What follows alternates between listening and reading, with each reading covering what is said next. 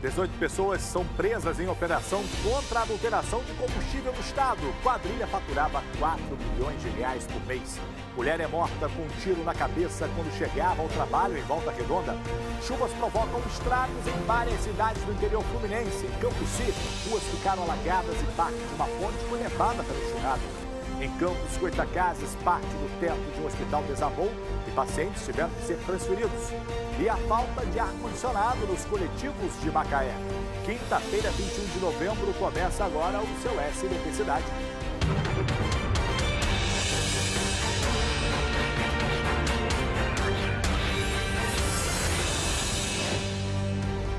Boa noite, meu amigo, minha amiga, bem-vindo, bem-vinda. O Bira já está liberando aqui pra gente, olha, o WhatsApp para você participar, tá aí, tá acompanhando o nosso jornalismo na sua cidade.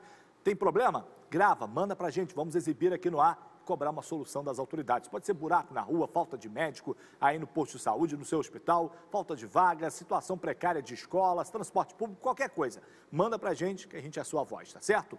Começamos com essa informação. 18 pessoas foram presas em uma operação contra a adulteração de combustível na Baixada Fluminense. A quadrilha faturava 4 milhões de reais por mês e atuava em vários pontos do estado. Veja só. Logo nas primeiras horas da manhã, os policiais civis chegaram ao principal endereço, em Duque de Caxias, na Baixada Fluminense. 2 homens foram presos no local. Esse é alvo, hein? É alvo, doutor. Dentro deste depósito, os policiais encontraram carretas e vários reservatórios para guardar combustíveis. Era neste lugar que a quadrilha agia. A partir do momento que o combustível, que o caminhão era carregado na distribuidora para entrega, esse caminhão ele era desviado, vinham até essa garagem e outras, onde ocorriam subtrações, né? Esse desvio de combustível era utilizado para revenda, né? As garagens se tornavam uma espécie de postos clandestinos e para abastecimento dos próprios caminhões. Outros acusados foram localizados em suas casas e no trabalho. Alguns eram terceirizados da Reduc. Entre os clientes, a gente tem empresas, hospitais que utilizam combustível no gerador, não só postos de gasolina, né? Nós identificamos no curso das investigações transporte para uma grande rede hospitalar. Se ocorrer, né, a adulteração desse combustível, um gerador pode comprometer o seu funcionamento e o funcionamento do hospital, né? 120 policiais civis seguiram para outros pontos para cumprir 17 mandados de prisão e 14 de busca e apreensão. Todos são acusados de participar de subtração e adulteração de combustível. Foram 8 meses de investigação até a polícia identificar os envolvidos. Alguns fretes existiam subtrações de até 1.000 litros e uma complementação com aditivo promovendo a adulteração para que não fosse constatado essa grande subtração quando o cliente recebia aquele produto. Entre os procurados estão Leandro da Silva Ferreira Martins, Anderson Guerra e José de Oliveira. Pelo menos 15 caminhões-tanque utilizados no transporte de combustíveis foram apreendidos. O esquema da quadrilha rendeu 8 milhões de reais. A operação aconteceu em diversos pontos da Baixada Fluminense, mas o grupo atuava em todo o estado. Escutas telefônicas autorizadas pela Justiça revelam como eles negociavam o pagamento do combustível furtado. Em um trecho, a quadrilha estava preocupada com uma ação da Polícia Civil. Tá trabalhando hoje? Pô, não estamos trabalhando não, mané. Ah, mas deixa eu falar. E pra pegar o aparato lá? Pô, vou ver agora lá do patrão, eu te falo. Tu vai na garagem também? Não, vou não. Vou em outro lugar, encontrar o que lá, a gente pode ir lá no contaminado. Eles também negociam o óleo diesel. O que vai amanhã? 10 mil de diesel marítimo e 5 mil de diesel verano. Não, se o verano vai mexer no verano não, né? Cara, dá até pra mexer, que tá vendendo pra caralho, tá tendo aí um monte de show. Em outra conversa, eles falam sobre o desvio de combustível no interior do estado. Em Barra Mansa, os criminosos afirmam que o desvio pode ser maior, porque lá não há fiscalização. Foi para pegar 120. Nós sabe como é que é. Mas não conhece, cara, não conhece o voto. Não conhece nada. Estima-se que o grupo faturava 4 milhões de reais por mês. Essa célula, né, é importante consignar que existem outras células e eles se comunicam, há uma conexão entre todas. Essa célula está desarticulada, né, a partir desse momento. A gente está num momento na nossa sociedade que tudo é roubado, tudo, em todas as áreas tem crimes sendo cometidos, né? A gente pensa em assaltos, a gente pensa em sequestro, a gente pensa em furto, em roubo, em tráfico de drogas, olha aí, roubo de combustível. E como essa quadrilha ela é articulada para atuar em todo o estado do Rio de Janeiro, né? Ainda tem mais gente para ser presa, daqui uns dias vocês vão ver só. A Polícia Civil de Nova Friburgo prendeu nos bairros Varginha e Nova Suíça 2 acusados de fazer parte de uma quadrilha de assaltantes que atua no município. Outros 2 suspeitos de pertencer ao mesmo bando já haviam sido presos. De acordo aí com as investigações, a quadrilha, que agia de forma violenta contra as vítimas, tinha uma maneira bem comum de atuar. Ela furtava um veículo e saía lá praticando diversos assaltos a pedestres. Segundo a polícia, dos 4 que já estão detidos, 3 são irmãos. E que família complicada, hein? 3 irmãos do roubo, do assalto. Intervalo, instantes eu volto.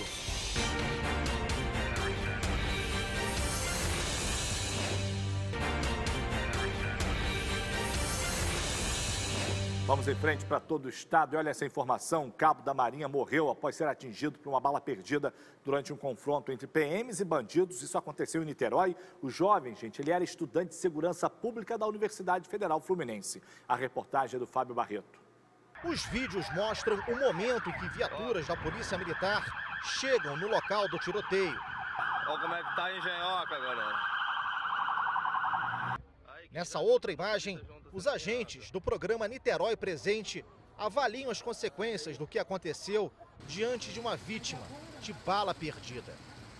O cabo da Marinha, Clisman Araújo, foi atingido por um tiro, caminhando pela calçada perto da sua casa.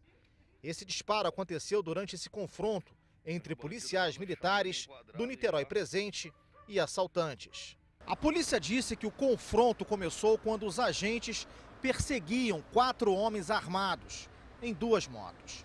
As investigações mostram que os suspeitos dispararam contra o carro da Polícia Militar, provocando a reação dos policiais que fizeram um cerco que terminou na Avenida João Brasil, no bairro da Engenhoca, aqui mesmo em Niterói, onde o cabo da Marinha foi vítima de bala perdida.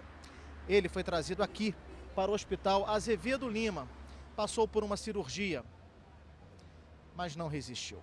Dos 4 homens que eram perseguidos nas 2 motos, a polícia prendeu 2, que estavam com 4 celulares roubados. A moto dos suspeitos foi apreendida. A outra dupla conseguiu fugir no momento em que o cabo da Marinha foi atingido. Clisman tinha 25 anos e também era estudante da Universidade Federal Fluminense.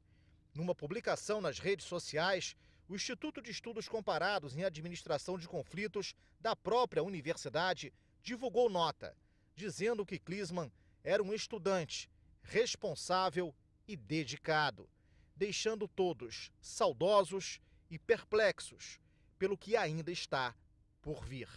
Veja só que ironia do destino. Estudava segurança pública, foi vítima da insegurança do Rio de Janeiro, não deu nem tempo de prestar os seus serviços à sociedade futuramente, né? Tá difícil esse estado. A família da jovem de 17 anos, baleada pelo companheiro em São Gonçalo, sofre ainda mais ao ver o filho de 1 ano chamando pela mãe. No momento do disparo, aí a criança estava no colo da vítima, que morreu nesta quarta-feira. Os parentes ainda tiveram forças para autorizar a doação de órgãos numa tentativa de salvar outras vidas. O Caio Alex conta essa história. Uma notícia que nenhum pai ou mãe está preparado para receber. A morte de um filho que ainda começava a viver. Uma ótima filha, sempre gostou muito de estudar, gostava muito de sair, de passear. Então, era uma menina muito amorosa. Quem conhece ela sabe que é uma ótima filha, não tenho o que falar da minha filha, não. A jovem Maria Eduarda, de 17 anos, teve a morte cerebral confirmada aqui no Hospital Alberto Torres. A adolescente foi baleada na cabeça e na mão na noite da última segunda-feira pelo companheiro, Patrick Abreu, de 22 anos, na casa onde viviam em São Gonçalo, na região metropolitana do Rio. Ele confessou o crime no hospital. Segundo familiares, Patrick estaria com ciúmes da relação de Maria Eduarda com o próprio filho do casal, um menininho de apenas 1 aninho de idade. Ele dizia para ela que a jovem dava mais atenção ao bebê do que para ele. A vítima queria terminar a relação. Ela chegou a falar comigo. Já estava certo para voltar e não deu tempo, né? Ela chegou a ir lá arrumar o quarto dela, mas não deu tempo para ela voltar, infelizmente. O autor dos disparos foi preso na última terça-feira por policiais militares do Batalhão de Niterói. Os agentes encontraram com ele um revólver calibre 38, que ele usou para atirar na companheira e munições.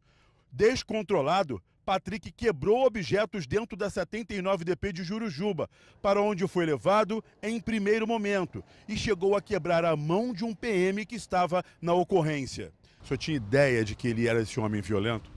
Não tinha ideia não. Ele sempre foi uma pessoa boa, sempre o convívio dele com a gente sempre foi muito bom. Nunca demonstrou nada disso não. Jamais a gente imaginou que ele ia fazer isso. Se a gente soubesse que ele ia fazer isso, a gente jamais teria deixado ele viver com a minha filha, nunca. Patrick Abreu vai responder pelos crimes de feminicídio, porte ilegal de arma de fogo e roubo, já que a arma foi roubada do banco onde ele trabalhava como segurança. Apesar de toda a dor, essa família ainda conseguiu ter um gesto de amor, de autorizar a doação dos órgãos da filha. A cirurgia para a retirada deverá acontecer na tarde de hoje, aqui no Hospital Estadual Alberto Torres. E esse ato vai servir para salvar pelo menos outras 8 vidas. Seria a vontade dela. Ela sempre falava que doaria os órgãos dela sem problema nenhum. Então é o que a gente pode fazer, tentar salvar outras almas. Muitas almas vão ser salvas através da vida dela. Agora é só viver para cuidar dele e dos outros que ficaram, os irmãos também, né? E nós ainda temos a família para continuar pela frente ainda. E a gente vai fazer isso, a gente vai lutar para continuar até o fim. Tristeza, que banalização da vida que a gente está vivendo. Olha o drama dessa família que ainda teve a estrutura, né, para ter essa atitude louvável de doar os órgãos dessa jovem. Oh, meu Deus do céu, é todo dia uma notícia trágica. Uma não, né? Várias no nosso estado. Vamos falar de educação agora, ensino superior. O Unifaa, Centro Universitário de Valença, não para de crescer. O melhor centro universitário do estado do Rio de Janeiro anunciou aí a ampliação do número de polos de ensino à distância.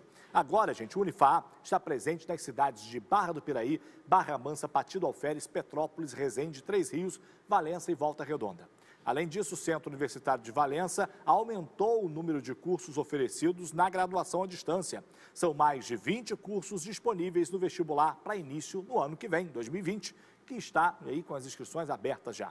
E olha, e quem foi que disse que o melhor é o mais caro? A inscrição aí para o vestibular EAD do Unifaa é gratuita e a primeira mensalidade custa apenas R$ 39,90. Gente, é muito barato, né? Não perca essa grande oportunidade de transformar a sua vida. Acesse www.unifaa.edu.br ou ligue para 24530728 e confira todos os cursos disponíveis. Unifaa, educação que transforma. Vamos girar agora comigo, vamos saber o que também é notícia pelo estado. Rodou?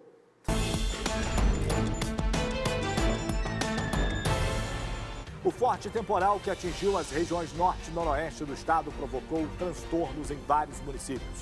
Em Cambuci, ruas ficaram alagadas e estradas foram interditadas após quedas de árvores. Parte de uma ponte foi levada pela enxurrada. Pelo menos 7 setores do Hospital Geral de Guarulhos, em Campos dos Goitacazes, foram interditados depois que parte do teto da enfermaria caiu por causa da chuva forte. A água invadiu vários corredores da unidade. Hospitais filantrópicos que estão sem repasses da prefeitura receberam os pacientes. Tiveram que ser transferidos do HGG. Ainda em Campos, uma unidade pré-hospitalar recém-inaugurada foi invadida pela água. Em outro ponto da cidade, o muro de um cemitério não resistiu ao temporal e desabou. Em São Francisco de Itabapoana, houve alagamentos em vários pontos. A região mais atingida foi a praia de Santa Clara. Uma família ficou desalojada. Na Serra, em Santa Maria Madalena, a enxurrada tomou conta das ruas. Apenas caminhões conseguiram trafegar. Em Nova Friburgo, uma árvore caiu e chegou a interditar um trecho da RJ-116 na altura de Muri. Pelo menos 15 linhas de ônibus tiveram que ser alteradas por causa das más condições das vias. A Polícia Militar apreendeu mais de 1 quilo de cocaína avaliado em cerca de R$18 mil no bairro Alto do Floresta, em Nova Friburgo. A droga estava com um jovem de 19 anos, conhecido como Calabresa, que foi preso por tráfico de drogas.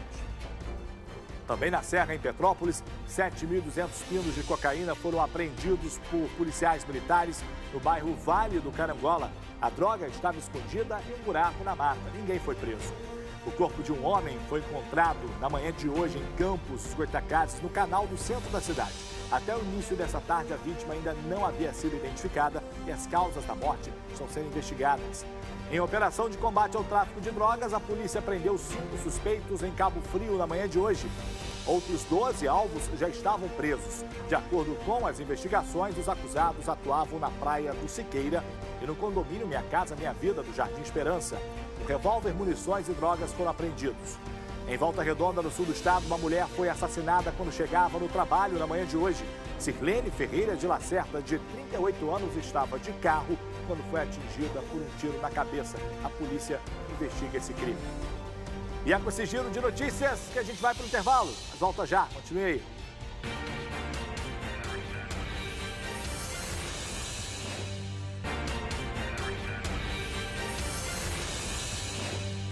Já voltamos para falar do Natal mais bonito do estado, o Natal Imperial, que é um evento aí que só Petrópolis pode oferecer.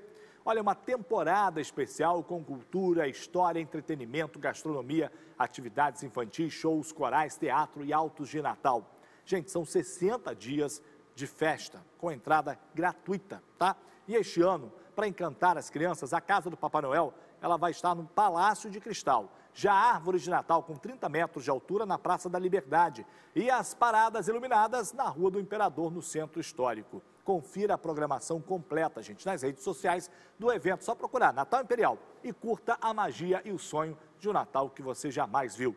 Natal Imperial até 12 de janeiro. Viva esse momento com a sua família. Prefeitura de Petrópolis, juntos construindo aí a nossa cidade.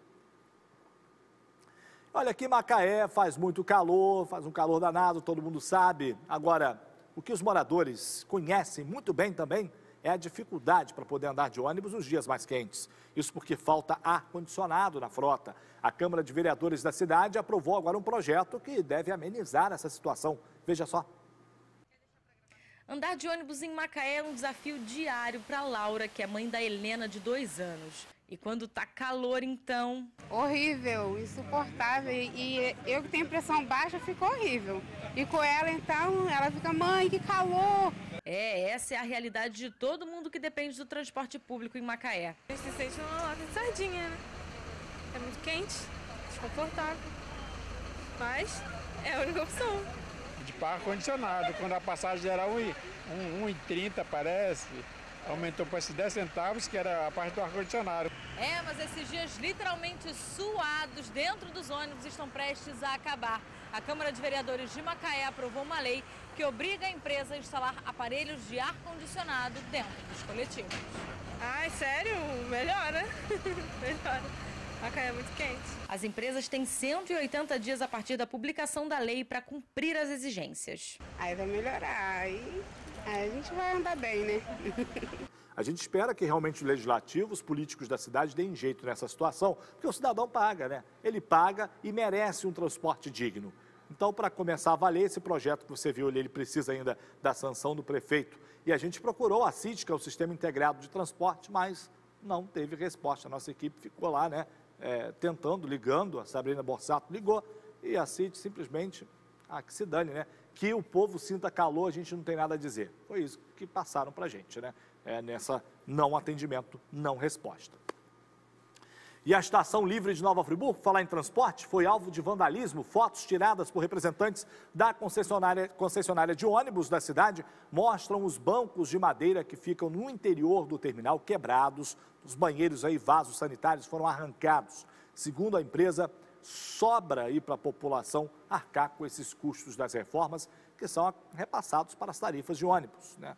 É mais um caso de vandalismo registrado aí nessa Estação Livre lá de Nova Friburgo, que aliás já está em obra, né? Nunca acaba, não termina, já gastaram fortunas aquilo ali e o povo segue esperando o ônibus na chuva. Eita, meu Deus do céu.